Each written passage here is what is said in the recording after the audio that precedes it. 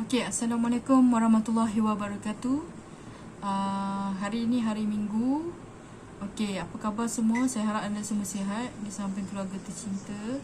Okey, pada hari ini saya nak explain mengenai kepentingan pengurusan harta pusaka.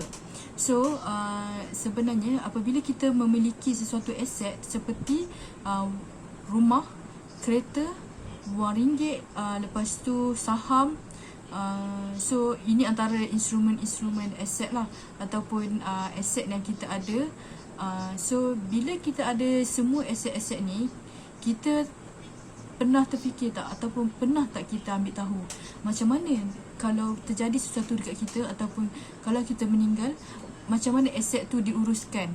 Pernah tak kita arrange ataupun kita buat perancangan kewangan kita waktu kita hidup? Okay, so sebenarnya kat sini saya nak explain lah. So antara instrumen yang kita boleh gunakan sekiranya kita meninggal, macam mana aset kita nak dibahagikan, macam mana kita nak uruskan aset kita bila kita meninggal. Okay, dah tak susah. Adik-beradik kita ataupun keluarga kita, anak bini kita, isteri, semua dah tahu dah macam mana nak uruskan aset kita supaya tak terbiar, tak dibekukan kalau kita meninggal. So dekat sini saya nak bagi tahu 3 perkara penting sekiranya meninggalnya seseorang itu. So apabila meninggalnya seseorang itu, kalau dia pertama sekali dia kena uruskan pengurusan jenazah. So maksudnya orang yang hidup tu kena uruskan jenazah dia. Lepas tu kena settlekan hutang dia. Lepas tu wasiat. Lepas tu hibah, amanah. Lepas tu baru last sekali faraid. Okay, so dekat sini saya nak explain lah 3 perkara penting yang kita panggil cara untuk menguruskan harta pusaka ataupun instrumen pembahagian harta pusaka. So 3 benda ni ialah wasiat, hibah dengan faraid. So apa tu wasiat? Wasiat ni waktu pemberian dia, wasiat ni ialah pesanan lah. So nasihat lah waktu dia hidup, dia dah buat wasiat. So waktu pemberian wasiat ni sebenarnya bila berlaku kematian. Okay, kalau hibah waktu hidup dia dah buat dah, ni harta ni dia nak hibahkan. Okay, kalau faraid bila berlaku kematian, so yang tu lah yang perlu, harta-harta yang ada perlu difaraidkan. So waktu pemberian berbeza lah, wasiat, hibah, faraid. Okay, had pembahagian. Kalau wasiat, 1/3 daripada harta peninggalan bagi kepada bukan waris. Okay, so kalau hibah dia tak ada had. So apabila hibah berlaku, so terpulang dekat pemegang aset ataupun pemilik aset tu nak bagi hibah dekat sesiapa saja, tu terpulang. Okay, so kalau faraid, had pembahagian dia ikut kiraan faraid lah.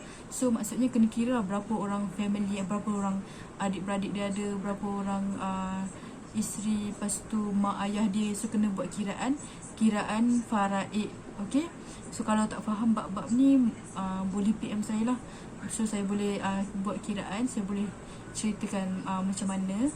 Okay, lepas tu penerima wasiat ni bukan waris. Okay, kalau hibah, penerima dia ada 2, kita boleh pilih bukan waris ataupun waris.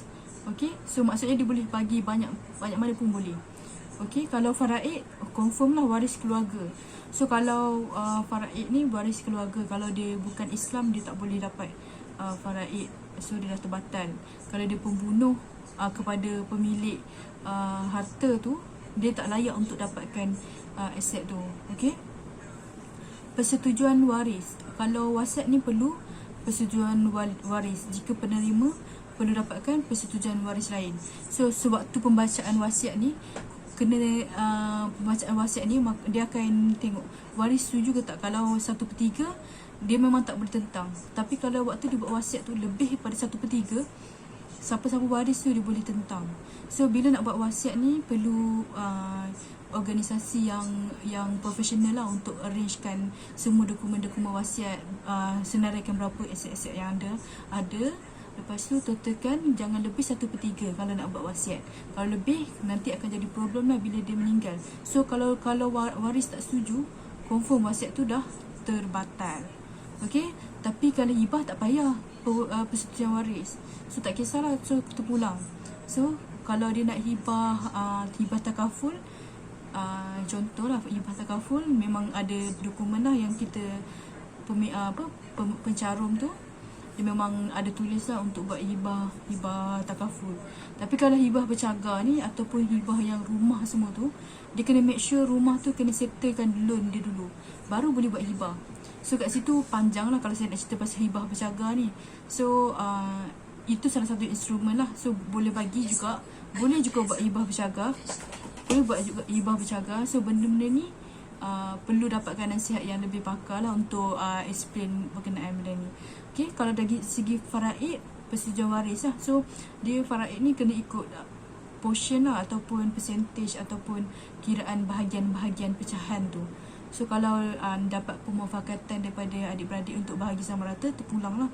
Selalunya jarang lah, selalunya dia orang akan tengok lah kira-kira harta semua tu. Okay, yang tu satu perbezaan lah yang saya nak explain.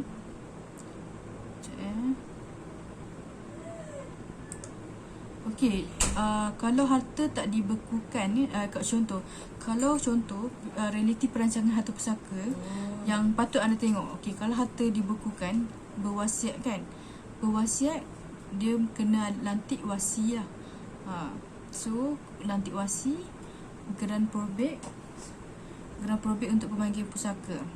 So kalau tak ada wasiat, memang meninggal tanpa wasiat, memang perlu ada surat kuasa lah untuk takbirkan, untuk lantik seorang tu jadi pentadbir untuk harta tu lah, untuk sebelum bahagian pembahagian tu lah. Okay, so itu memang susah lah kalau meninggal tak ada wasiat kan. Tambah sekali kalau orang yang banyak aset kan, yang ada rumah, ada kereta banyak, ataupun bila nilai-nilai rumah dia dah dekat 1 juta ataupun lebih daripada 1 juta. So proses untuk rumah, proses untuk pengurusan harta pusaka bila dia meninggal, memang waris lah kena settlekan. So kalau sekarang kita tak belajar macam mana nak uruskan harta pusaka. Okey, kalau harta alih lebih daripada 600,000, kena pergi pejabat apa, kena pergi mana. Semua tu perlu dibincangkan. Okey, kat sini saya nak cerita sikit lah bidang kuasa.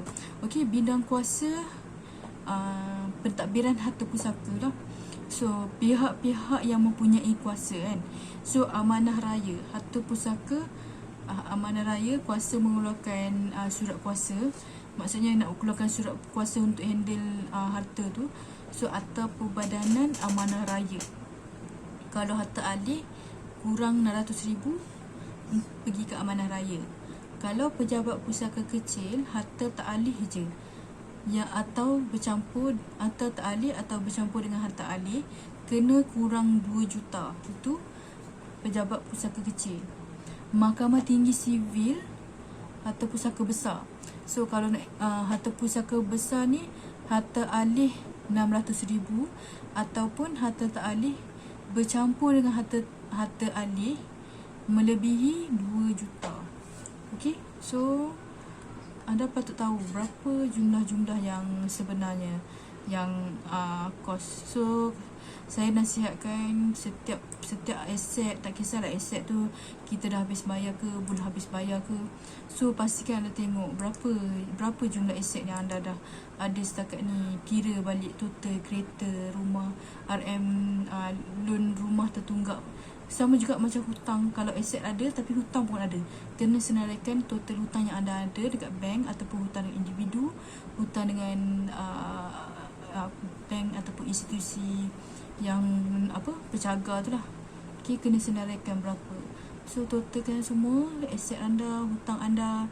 So buat perancangan siap-siap, buat perancangan hibah faraid dengan wasiat. Pilih salah satu, ataupun kita nak buat tiga-tiga. Tapi saya bagi tahulah, ada certain memang tak boleh buat hibah. Contoh EPF lah.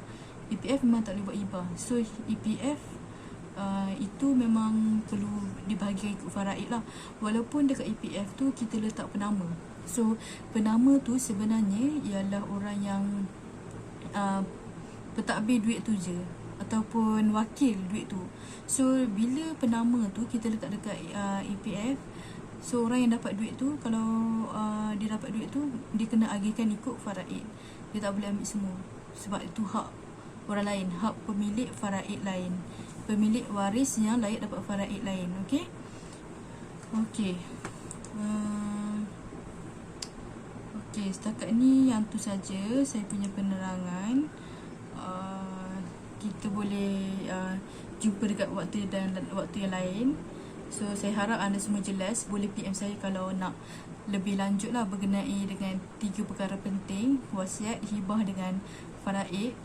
So perkara-perkara ni ramai orang terlepas pandang. Bila dia dah beli aset, dia tak tahu lepas beli aset apa akan jadi, apa impact dia, apa risiko dia bila dia sudah ada aset and dia dalam masa sama dia ada hutang. So saya boleh assist untuk advice pasal benda ni. Okey, yang tu je. Assalamualaikum.